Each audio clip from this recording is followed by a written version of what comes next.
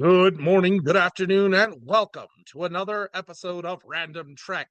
I am your fearful captain, Tom Selleck, joined as always by my first officer, Steve Gutenberg. Steve, how was today's episode? Oh my gosh. Because, strangely enough, we are taking a look at an original series episode, Three Men and a Baby, everyone. Mhm. Actually, we're taking a look at season two of the original series, episode 11, Friday's Child, which seemed to me to play out a little bit like Three Men and a Baby.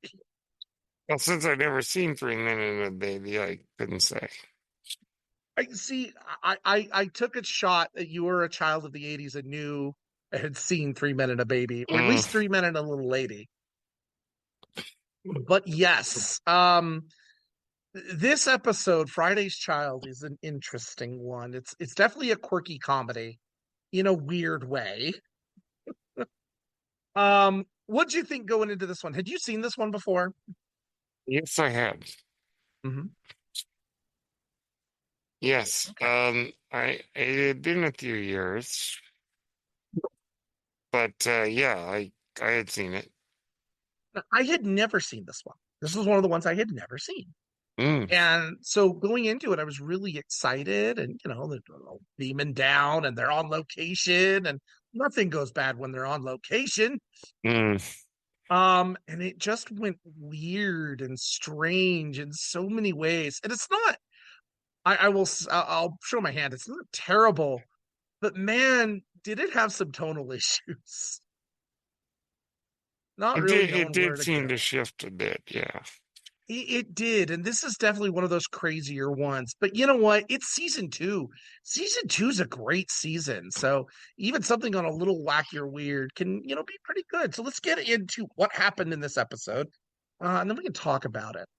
So the Enterprise is under the command of Kirk, of course, as always. They arrive at Capella IV, and they want to negotiate a mining contract for this mineral that's on this planet. The Capellans are very violent and warlike, but they're also very honest. They have a strict honor code. Uh, Kirk beams down with McCoy, Spock, and a security officer. Ensign Ricky. Oh, you beat me to it. It is. They beam down with Ensign Ricky. Because when they beam down, they find that Krass, who is a Klingon emissary, is already there. The Capellans tell Kirk and his party that they've got to hand over their weapons. The Klingons did the same thing already. Uh, but Ensign Ricky got a little trigger happy, went to pull his weapon in for defense, and was killed in the process instantly by security. And we're told, hey, no more of that. But Ensign Ricky's dead. So Mm. the Capellan's leader, Akar, he likes the Federation over the Klingons. But there's another Capellan named Mab who is challenging for leadership. A fight Mhm. breaks out amongst the Capellans, and Mab kills Akar, therefore winning the title of Tyr, which is the leader. And he orders death of Eileen, who is the pregnant wife of Akar. Her unborn child is competition to Mab's rule. Mm. So Kirk, Spock, and McCoy manage to escape with Eileen into some nearby hills, but this is complicated because A, she's pregnant, and B, she won't let anyone touch her at all. It is a crime to touch a Tyr's wife. You don't do that. And so she's really obstinate about it. But the only person who's like, hey, listen, you're pregnant, you need help, we got to get out of here. Shut up, is McCoy. In fact, I would say it now. One of the best parts of this episode, and I don't condone this, but it's great to see McCoy just kind of get is she gets kind of hysterical and mad, and he smacks her one, and it She was like smacked snap. him a few times. Yeah, she smacked him, and he smacked back. But he was like, snap out of it. I'm trying to save your life here and your baby, and she respects him for it. She respects him for it. Mm. Again, we here at Random Trek do not condone violence and domestic violence, but in his case, it seemed to work. I don't know why. It's the Mm. '60s. Go into it, I guess. Anyway, So the Capellans are chasing after them, and McCoy is determined to assist with her pregnancy because she could be due at any point. He does succeed in winning her over, um, but she doesn't want to have the child. Uh, the child in her culture belongs to the man. Her husband's dead, so the child would belong to no one. Mhm. And McCoy tells her, repeat these words, the child is mine, but she misunderstands. And now she believes that the child is now going to belong to McCoy, which is just fine with her because she didn't want to have the child in the first place. Um, the delivery does go successfully, but Kirk is unable to reach the Enterprise. The whole time, the Klingons are playing this fake cat and mouse game to get the Enterprise away, and Scotty very skillfully is commanding the Enterprise. And after being fooled once, is like, no, we're going back. This is ridiculous, and ignores these distress calls that keep coming across. And it turns out it's the Klingons playing tricks. So, Mhm. but during that time, they can't get a hold of the Enterprise. They can't get a hold of them. So the Capellans arrive. Elena escapes and is going to surrender to Mab and claims that she kills the humans. Crass questions her, doesn't believe her. He ends up pulling out a phaser, one of the confiscated phasers, and threatens everyone with it. Mab ends up sacrificing himself to draw across his fire, and a Capellan warrior ends up killing the Klingon. Then the Enterprise comes back. The Enterprise crew beams down and prevents further violence. It's revealed that Aline is going to act as her son's regent, and has now authorized the mining agreement between the Federation and the Capellans. And the child is now named Leonard James Akar. And because of this, Spock, I love this. Spock predicts that Kirk and McCoy is going to be insufferably pleased, for at least a month. One You'd of those still be famous, right. one of those famous DC Fontana kind of funny endings that she can do. Mhm. That is the episode. All right, Brennan. Um, this really is a McCoy episode. In many ways, yes. It is. How do we feel about this? And by the way, Eileen is played by the lovely and beautiful, and this was the height of her time, Julie Newmar. Yes. I almost Catwoman. aware, and that's where I'm primarily aware of her is Catwoman. Of course, she did so many other things, and is the namesake of one of my favorite films, Tu Wong Fu. Thanks for everything, Julie Newmar. And one of those great 60s beauties. Oh yeah, yeah, and she's absolutely great in this. But I love seeing McCoy. DeForest Kelly plays McCoy fast and loose here in all the good ways. Mhm. He's not taking her gruff. And I love that McCoy gets to be the doctor, the concerned doctor here. He doesn't have to fight. He doesn't have to protect anyone other than the child. Mhm. And kind of seeing him play that nurturing role, it's a nice touch. What did you think of DeForest's performance in this episode? Well, I mean, he's always great in the show. Mhm.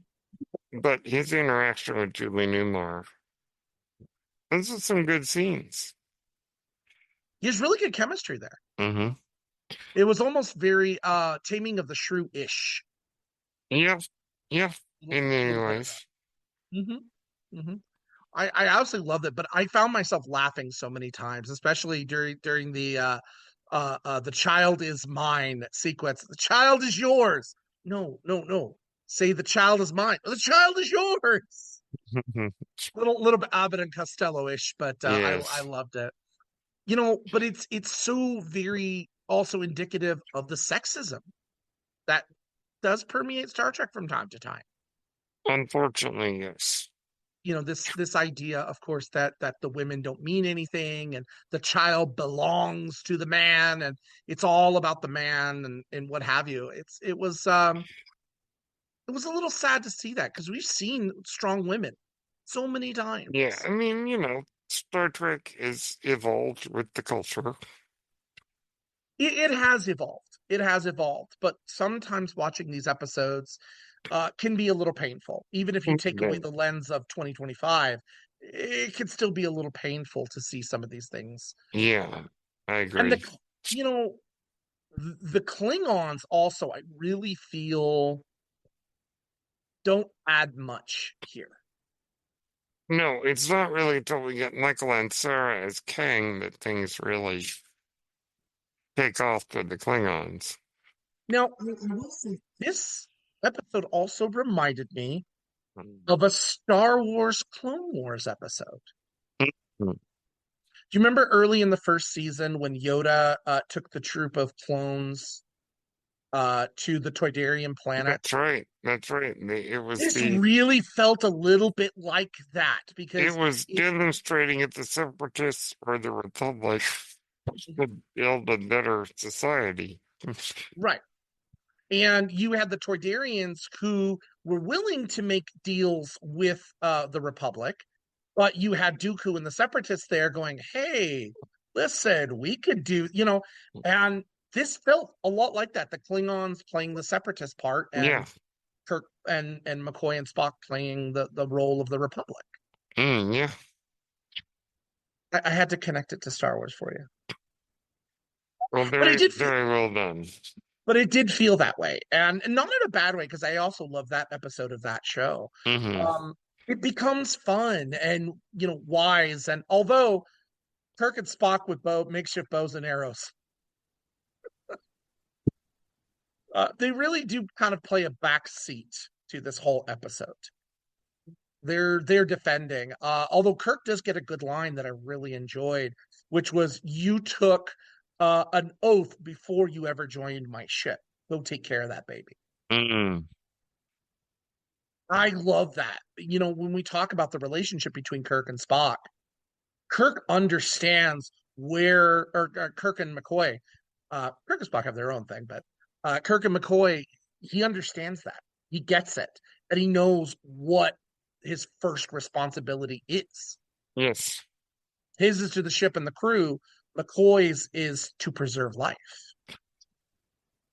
it's So true. that was really nice getting to see him do that. Now, I'm curious here because I love DC Fontana's work.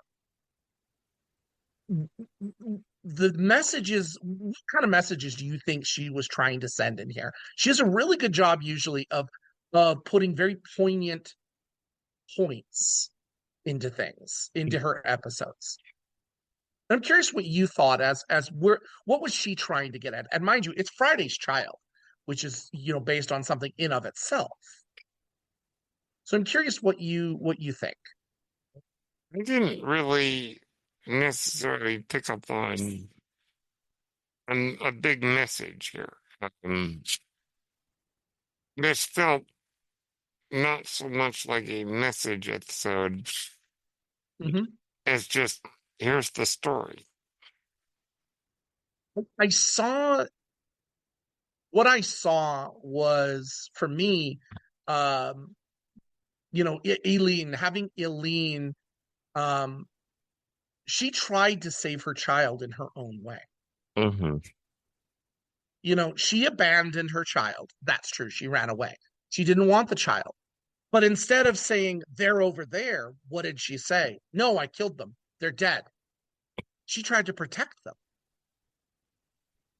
It's interesting, almost like it felt a little bit like a pro-adoption kind of message Yeah. in a time when we were dealing with women's rights, which Mhm. still being fought today. But the idea that you don't have to kill the child, you don't have to suffer, adoption is an option. I don't know, Yeah, that's an interesting. maybe I'm reading too much into it, Yeah. but that's how I saw it in her actions. Hmm. Again, I could be reading into it too Yeah, I don't know. I mean, I'm not really sure. much.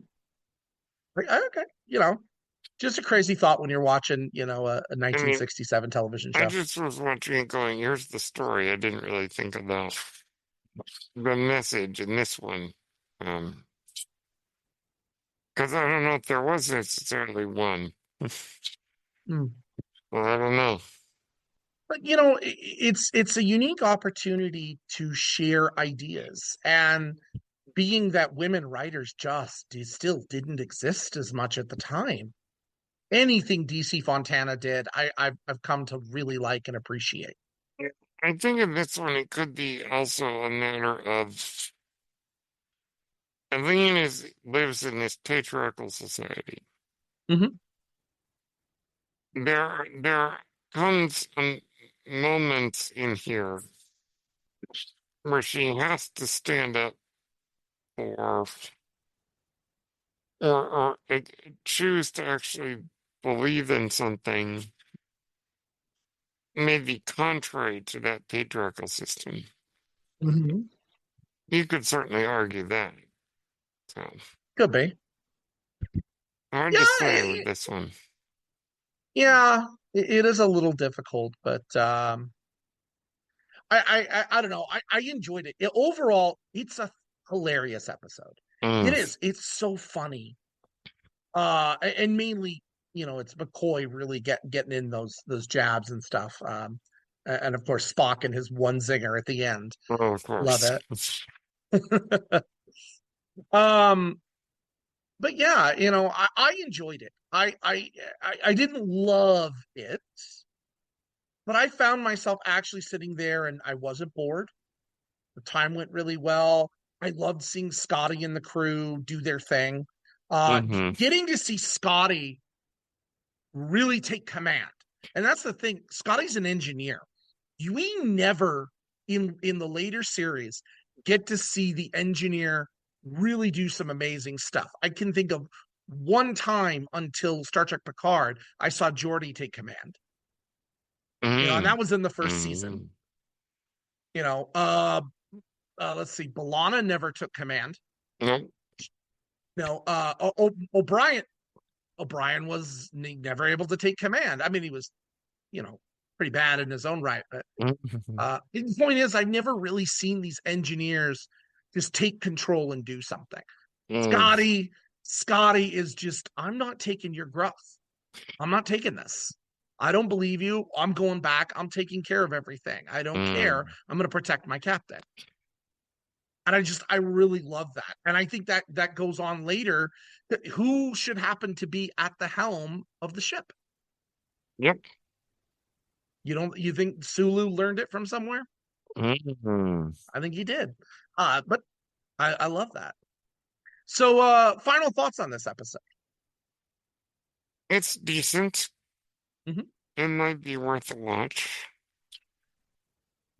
Um, that's about it.